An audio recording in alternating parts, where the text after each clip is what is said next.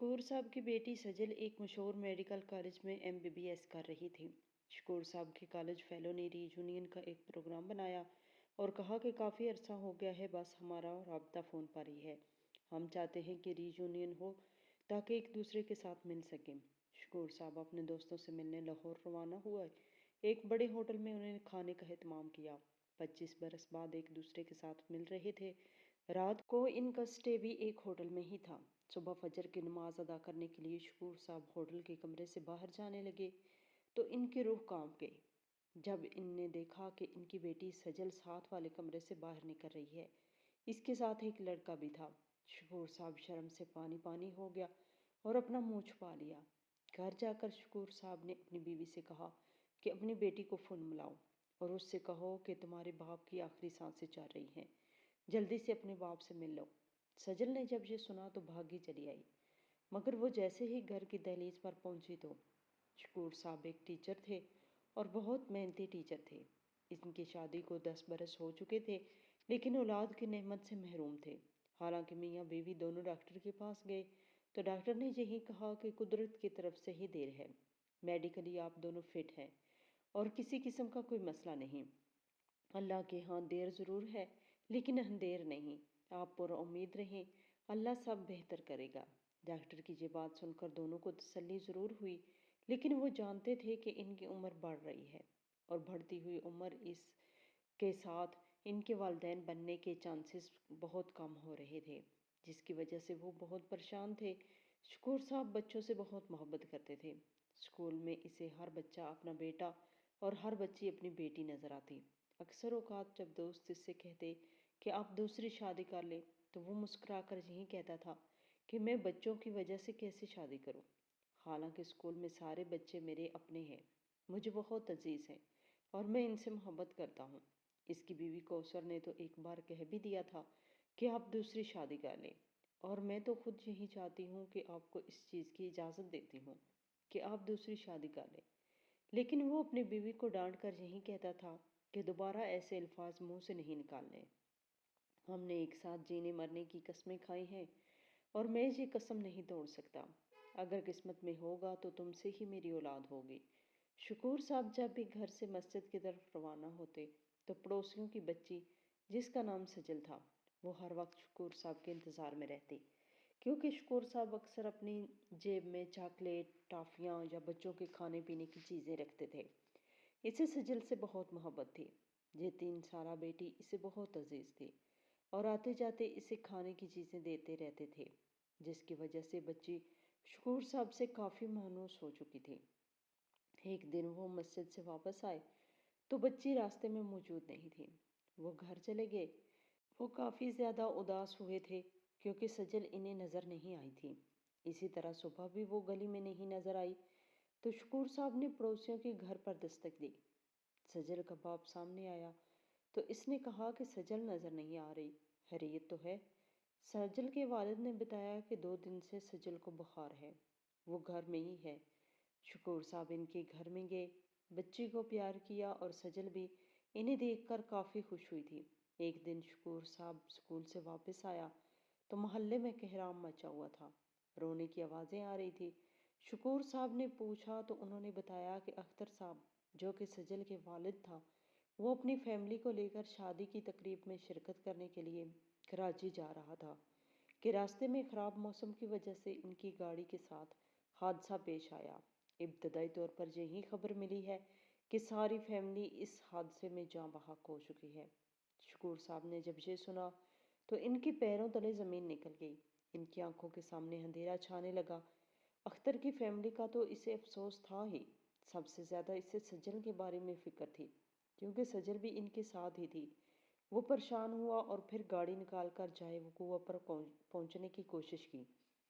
یہ ملتان کے قریب حادثہ پیش آیا تھا اور انہیں بتایا گیا کہ فیملی کی لاشیں نشتر ہسپتال میں شفٹ کر دی گئی ہیں۔ شکور صاحب اپنے دوست کے ساتھ ہی ملتان کی طرف روانہ ہوئے۔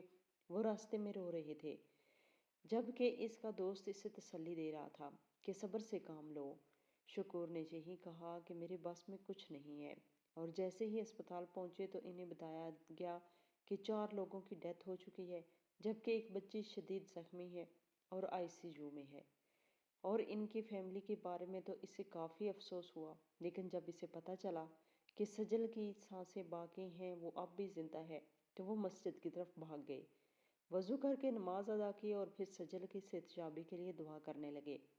پھر جب واپس اسپتال آئے تو ڈاکٹر نے بتایا کہ سجل کی حالت اب خطرے سے کافی باہر ہے اور آپ کو فکر مند ہونے کی ضرورت نہیں۔ وہ ایک بار سجل سے بات کرنا چاہتا تھا، اس کی آواز سننا چاہتا تھا۔ جب وہ اپنی توتلی زبان سے شکور صاحب سے چاکلیٹ مانگتی تھی تو شکور کو اندر سے خوشی محسوس ہوتی تھی۔ پھر جب سجل کو ہوش آیا تو شکور نے اللہ تعالیٰ کا شکر ادا کیا۔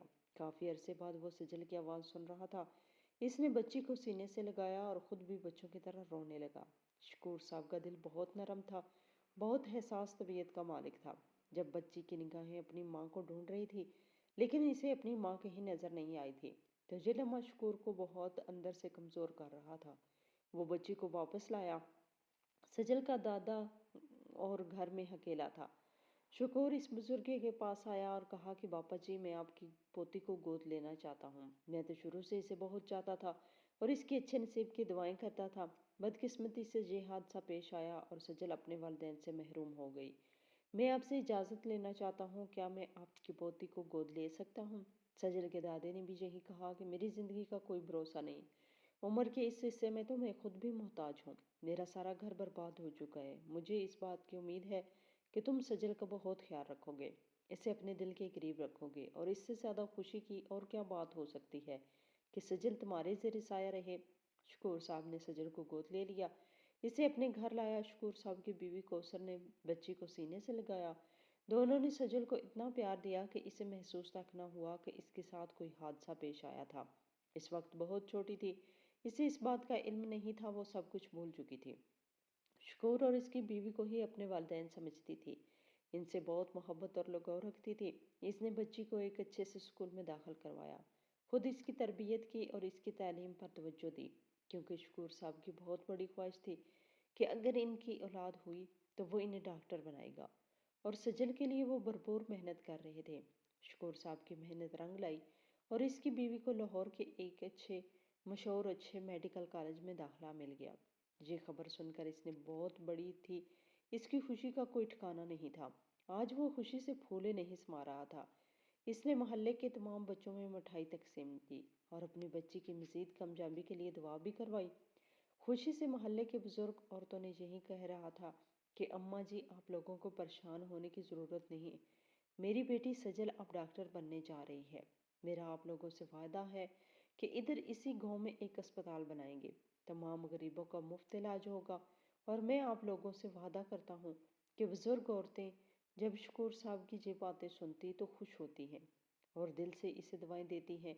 شکور صاحب کبھی کسی کو دکھ میں نہیں دیکھ سکتے تھے، اکثر وہ غریب اور مستحق لوگوں کی مدد کیا کرتے تھے۔ ان کی یہی عادت تھی جس کی وجہ سے وہ لوگوں کے دلوں پر راج کرتے تھے۔ وہ ایسے مدد کرتے ہیں کہ کسی کو کانوں کان خبر بھی نہیں ہوتی تھی۔ حالانکہ ان کی بیوی کو نسل بھی اس چیز سے ناواقف تھی کہ وہ ایک بیوہ عورت کے پچھلے 8-10 برس سے کفالت کر رہے ہیں، بڑی ہی رازداری سے۔ جیسے ہی انہیں تنخواہ ملتی تو اپنی تنخواہ میں سے وہ 10,000 روپے ماہانہ اس بیوہ عورت کی مدد کرتے تھے۔ 10 سال تک یہ بات اس کی بیوی کو نہ پتہ چل سکی، جبکہ ایک بار وہ بیوہ عورت بازار میں کوثر سے ملی۔ جب اس کا کوثر سے سامنا ہوا تب اس نے کوثر کو سلام کیا اور کہا، اللہ بھلا کرے آپ کے شوہر کا۔ آپ کا شوہر ایک انسان نہیں بلکہ انسان کے روپ میں ایک فرشتہ ہے، اور ایسے لوگ بہت کم پائے جاتے ہیں۔ اس نے کوثر کو بتایا کہ آپ کے شوہر کی مدد کی وجہ سے میرے گھر کا راشن پورا رہتا ہے اور کبھی کسی چیز کی کمی نہ آئی۔ یہ سن کر کوثر کافی خوش ہوئی، اور اس نے اس بات کا ذکر اپنے شوہر سے نہ کیا، بلکہ کوثر کی نظر میں تو اس کے شوہر کی عزت پہلے سے بھی زیادہ بڑھ گئی تھی۔ شکور صاحب کا سب سے بہترین اور قریبی دوست جو سعودی عرب میں نوکری کرتا تھا، پچھلے 20 برس سے وہ سعودیہ میں رہ رہا تھا، وہ جب وطن واپس آیا تو شکور صاحب نے یہی کہا کہ میرا ایک منصوبہ ہے اور اس منصوبے میں مجھے تمہاری بھی مدد کی ضرورت ہے۔ میں دوستوں کا ایک ری یونین کرنا چاہتا ہوں، وہ دوست جن کا فون پر تو ایک دوسرے سے رابطہ ہے لیکن ایک دوسرے سے ملے کافی عرصہ ہو گیا ہے۔ شکور صاحب کو یہ آئیڈیا کافی پسند آیا اور اس نے اپنے دوست صابر کو اس بات کا یقین دلایا کہ میں پوری کوشش کروں گا کہ ہم اپنے مقصد میں کامیاب ہو جائیں۔ انہوں نے فون پر ایک دوسرے سے رابطہ کیا اور تقریباً 10 دوست تھے جو اس کے کالج کے زمانے کے دوست تھے اور ان کی آپس میں گہری دوستی تھی۔ شکور اور صابر کی مدد سے وہ سب اس بات پر راضی ہو گئے کہ فلاں تاریخ کو ہم سب لوگ لاہور میں جمع ہوں گے، ایک دوسرے سے ملیں گے، تقریباً 3 سے 4 دن ایک دوسرے کے ساتھ رہیں گے، ایک دوسرے کے ساتھ وقت بتائیں گے اور اپنی تمام پریشانیاں بھول کر کالج کے اس سنہرے دور کی یادیں تازہ کریں گے۔ اس کے بعد صبح ہی صبح شکور صاحب تیاری کرنے لگے۔ بیوی سے یہی کہا کہ اگر تم نے سجل کے لیے کچھ بنایا ہے تو وہ بھی مجھے دے دو، میں اپنے دوستوں سے ملاقات کرنے کے بعد سجل بیٹی سے بھی ملنے ضرور جاؤں گا۔ فون پر تو اس سے رابطہ رہتا ہے مگر جب تک میں اپنی بیٹی کو دیکھ نہ لوں مجھے چین نہیں آتا، اور اب تو تقریباً 3 ماہ ہونے والے ہیں۔ سجل ادھر ہاسٹل میں ہی رہتی تھی۔ بیوی نے کچھ کپڑے اور کھانے پینے کی چیزیں جو سجل کو بہت زیادہ پسند تھیں وہ بھی شکور صاحب کے بیگ میں ڈالی اور پھر شکور صاحب لاہور کی طرف روانہ ہوئے۔ وہ بہت خوش تھے، کافی عرصے بعد وہ اپنے دوستوں کے ساتھ مل رہے تھے، ایسے دوست جن کو وہ اپنا بھائی سمجھتے تھے، اور ان کی محفل میں رہتے ہوئے شکور صاحب کو کبھی بھی تنہائی کا احساس نہیں ہوا تھا۔ شکور صاحب لاہور پہنچے۔ 25 برس بعد دوستوں نے ایک دوسرے کو دیکھا تو انہیں خوشی ہوئی، انہیں اپنے سارے غم بھول چکے تھے۔ ایک بڑے سے گرینڈ ہوٹل میں انہوں نے ایک پارٹی کا اہتمام کیا، تمام دوستوں نے مل کر کھانا کھایا اور بھرپور انجوائے کیا۔ اپنی اس ملاقات میں انہوں نے کالج کے اس سنہرے دور کو یاد کیا اور اس چیز پر سب متفق تھے کہ کالج میں وہ دن ہمارے سب سے بہترین دن تھے۔ حالانکہ زندگی میں کافی غم بھی آئے، خوشیاں بھی نصیب ہوئی، لیکن یہ دور اپنی نوعیت کا سب سے بہترین دور تھا۔ اسی ہوٹل میں انہوں نے قیام بھی کیا۔ 3 دن کے لیے انہوں نے ہوٹل کے 2 کمرے بک کروائے۔ صبح فجر کی اذان ہوئی تو تھوڑی دیر بعد شکور صاحب اپنے بستر سے اٹھے، ہوٹل کے کمرے سے باہر نکلے تو ان کی آنکھیں پھٹی کی پھٹی رہ گئیں۔ انہیں اپنی آنکھوں پر یقین نہیں آ رہا تھا۔ اس نے اپنی بیٹی سجل کو دیکھا جو کہ اسی ہوٹل میں ساتھ والے کمرے سے باہر ایک لڑکے کے ساتھ آ رہی تھی۔ شکور صاحب نے جلدی سے اپنا منہ ڈھانپ لیا اور پھر واپس کمرے کی طرف آئے۔ ان کا جسم کانپ رہا تھا، اسے اپنی آنکھوں پر یقین نہیں آ رہا تھا۔ وہ جانتا تھا کہ اس کی بیٹی یقیناً ہوٹل میں ایک لڑکے کے ساتھ رات گزار کر جا رہی ہے۔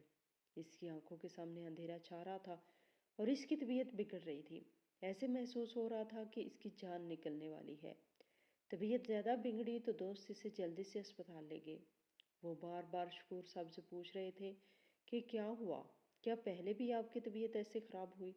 لیکن اس نے کہا ہاں پہلے بھی ہوتی تھی۔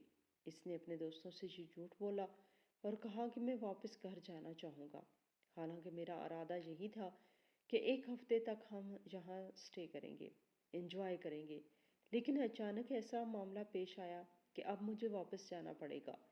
دوست اس پر زور دے رہے تھے کہ اسپتال میں کچھ عرصہ ایڈمٹ رہو، ہو سکتا ہے کہ مکمل طور پر صحت یاب ہو جاؤ، مگر وہ بار بار یہی کہتا رہا کہ وہ ادویات جو ڈیلی کی بنیاد پر لیتا ہوں گھر میں رہ گئی ہیں اور میرا واپس گاؤں جانا ضروری ہے۔ وہ کیسے واپس گاؤں پہنچا اسے اس بات کی کوئی خبر نہیں تھی۔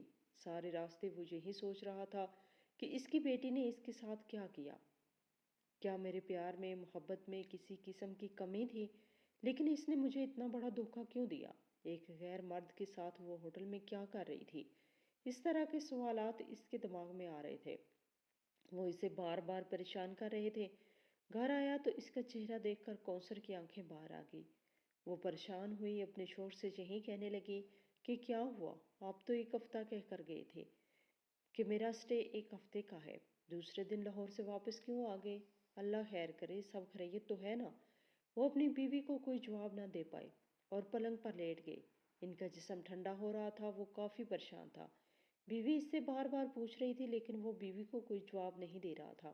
آخر کوثر نے اس بیگ کا جائزہ لیا تو اس میں کھانے پینے کی چیزیں ابھی بھی ویسی کی ویسی پڑی تھی جو اس نے اپنی بیٹی سجل کو دینی تھی۔ کوثر نے شوہر سے پوچھا کہ سجل کے پاس نہیں گئے؟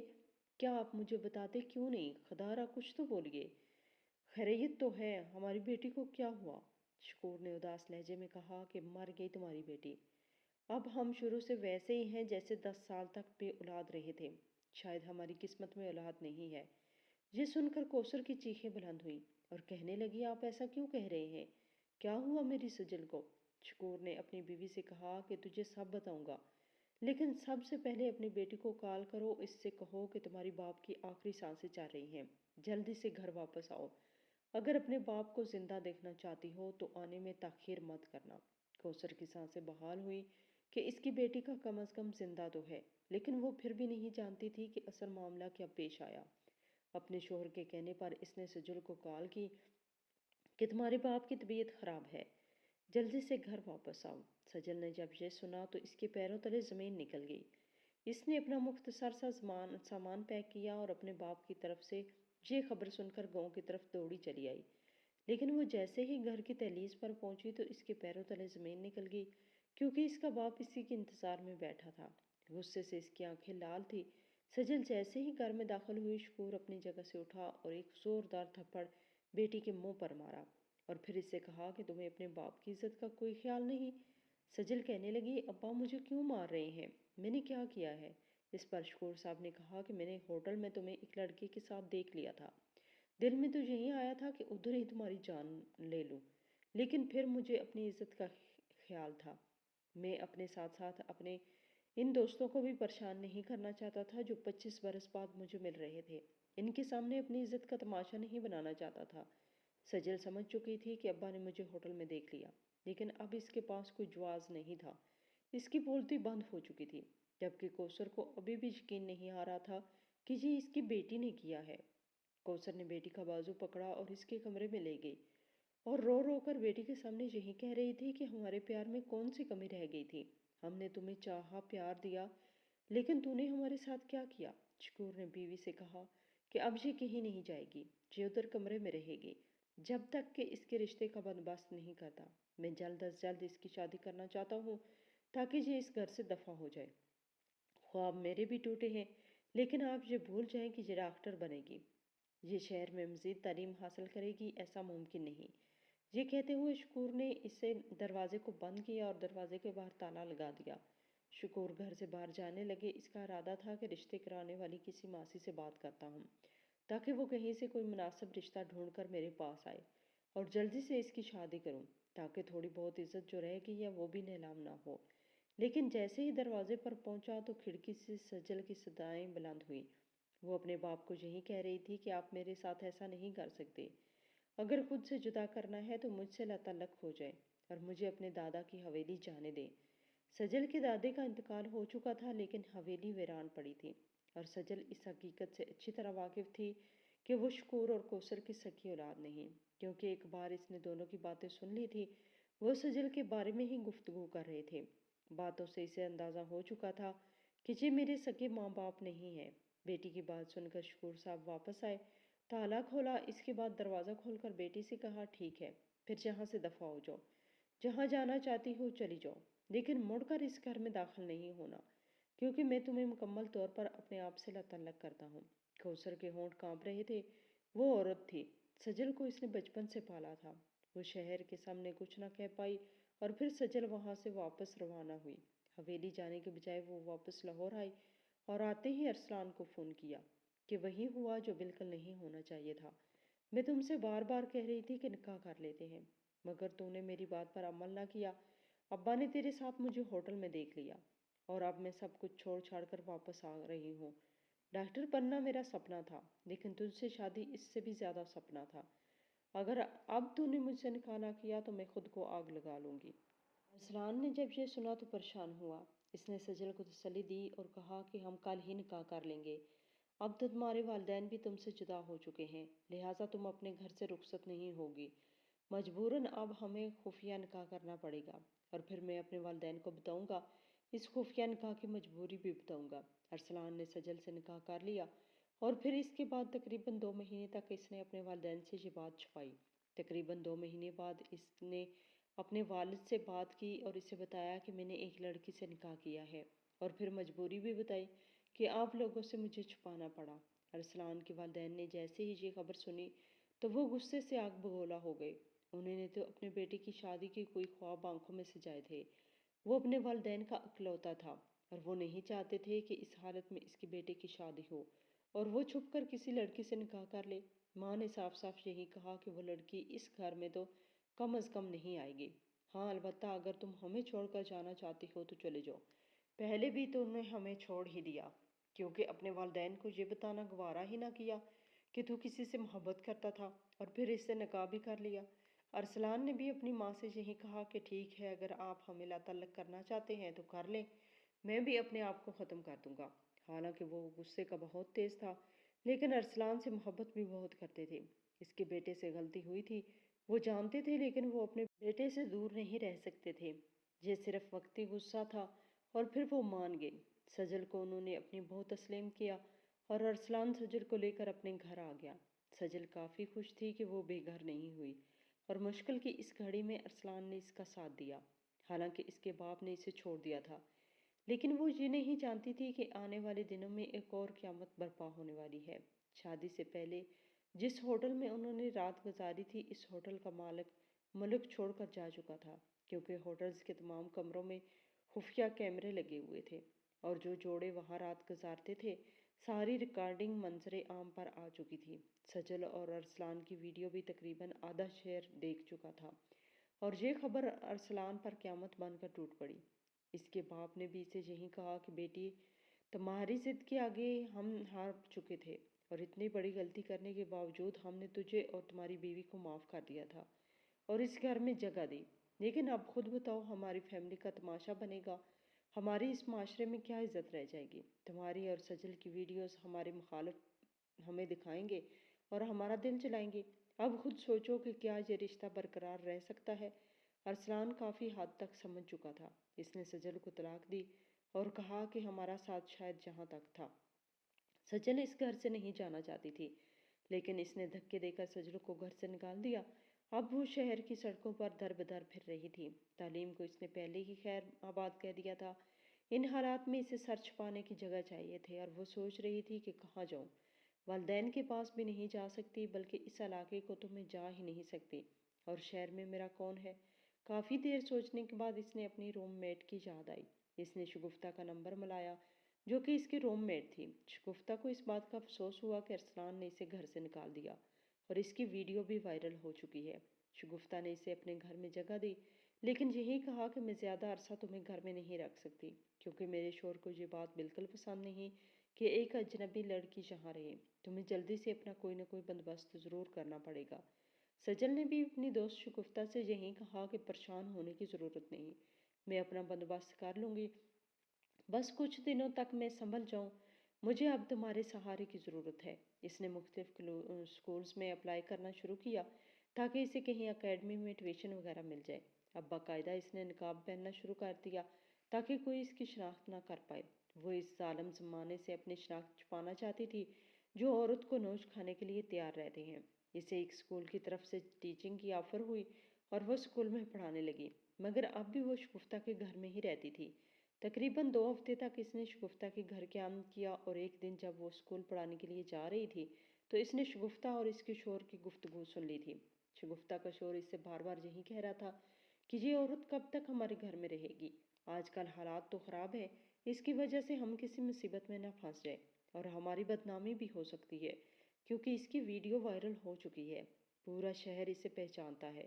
جب سجل نے یہ سنا تو پھر شگفتہ کے گھر سے روانہ ہوئی اور پرنسپل صاحبہ سے یہی کہا کہ اگر آپ مجھے اسی اسکول میں رہائش دے دیں تو آپ کی مہربانی ہوگی، میرے پاس رہائش کا مسئلہ ہے۔ پرنسپل صاحبہ نے سجل کو اسی اسکول میں رہائش دے دی اور سارا دن بچوں کو پڑھاتی اور رات کو ادھر ہی رہتی۔ 2 ماہ کی تنخواہ اکٹھی کی اور پھر اس نے ایک پسٹل خرید لیا۔ وہ اچھی طرح جانتی تھی کہ اب وہ کیا کرنے والی ہے۔ جو منصوبہ وہ دل میں بنا چکی تھی اس پر عمل کرنا چاہتی تھی۔ پھر ایک دن وہ اسکول سے روانہ ہوئی۔ وہ جانتی تھی کہ اس وقت ارسلان کہاں ہے۔ ارسلان اپنے آفس میں ہی موجود تھا جب اس نے پسٹل کی ساری گولیاں اس کے سینے میں اتار دیں اور اسے مار کر اپنی گرفتاری دے دی۔ سجل کی عدالت میں پیشی ہوئی تو اس نے اپنے جرم کا اعتراف کیا اور کہا کہ اس شخص کی وجہ سے میں نے اپنے والدین سے جدا ہوئی اور پھر اس نے مجھے طلاق دے کر گھر سے نکال دیا۔ اس طرح کی مرد عورتوں کو استعمال کرتے ہیں۔ جب ان سے کہا جاتا ہے کہ نکاح کر لیں تو یہی کہتے ہیں کہ نکاح ہو جائے گا، پتہ نہیں ان کو حرام کا رشتہ اتنا زیادہ کیوں پسند ہے۔ میں بار بار اس سے یہی کہتی تھی کہ اپنے والدین کو ہمارے گھر بھیجے تاکہ میرے والدین مجھے عزت کے ساتھ اپنے گھر سے رخصت کریں، مگر اس نے مجھے ذلیل کیا اور خود بھی اس کو عزت راس نہ آئی۔ سجل کی ماں کوثر اس سے ملاقات کرنے جیل آئی تھی۔ اس نے سجل کو بتایا کہ تمہارا باپ اس دنیا سے کوچ کر گیا ہے۔ شکور صاحب یہ صدمہ برداشت نہ کر پائے کہ اس کی بیٹی ان سے جدا ہو گئی ہے۔ مرتے وقت بھی اس کے لب پر صرف نام تھا سجل۔ اس دن بہت روئی تھی۔ جیل میں موجود تمام عورتوں کو یہی نصیحت کر رہی تھی کہ اس دنیا میں اکثر مرد بھیڑیوں کی شکل میں پائے جاتے ہیں، وہ آپ کی زندگی برباد کر دیتے ہیں، ایسے مردوں کا شکار ہونے سے بچیں، کیونکہ جب لڑکی بے عزت ہوتی ہے تو اس کے والدین کسی کو منہ دکھانے کے قابل نہیں رہتے۔